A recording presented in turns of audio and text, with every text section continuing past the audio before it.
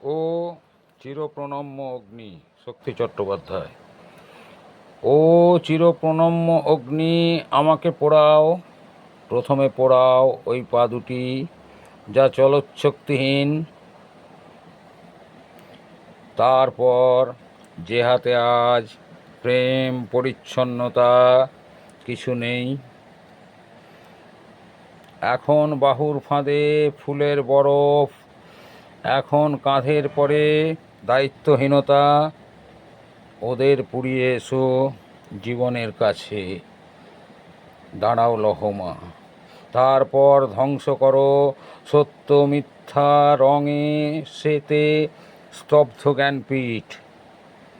রক্ষা করো দুটি চোখ, হয়তো তাদের এখনো দেখার কিছু কিছু বাকি আছে।